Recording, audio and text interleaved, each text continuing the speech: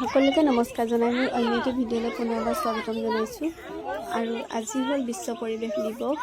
সকলোকে বিশ্ব পৰিৱেশ দিৱসৰ শুভেচ্ছা জ্ঞাপন কৰিছোঁ। আমি প্ৰত্যেক বছৰে বিশ্ব পৰিৱেশ দিৱস উদযাপন কৰোঁ।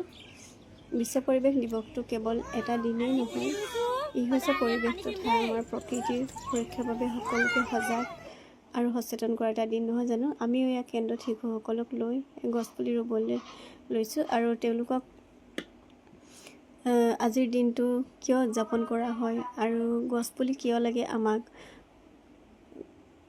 আৰু গছ ৰুলে কি সকলোবোৰ তেওঁলোকক আমি বুজাইছোঁ, যাতে একেবাৰে সহজভাৱে বুজি পায়।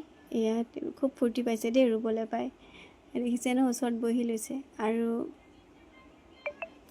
আমি সকলোৱে জানো যে বৰ্তমান সময়ত জীৱশ্ৰেষ্ঠ মানুহৰ কাৰ্যকলাপৰ বাবে পৰিৱেশ বহুতো ধ্বংস হৈছে। গতিকে এই পৰিৱেশ সুৰক্ষাৰ বাবে যদি আমি এতিয়াৰ পৰাই সজাগ নহওঁ, তেন্তে এটা সময় এনেকুৱা আহিব যে জীৱ জীয়াই থকাটোৱে অসম্ভৱ হৈ পৰিব, নহয় জানো? গতিকে আহকচোন আমি সংকল্প লওঁ এখন সেউজীয়া পৃথিৱী গঢ়াৰ, আৰু প্ৰত্যেকেই একোজোপা গছপুলি ৰোপণ কৰক, যাতে আমাৰ পৃথিৱীখন সদায় কাৰণে সেউজ হৈ পৰে আৰু সেউজীয়া হৈ থাকে।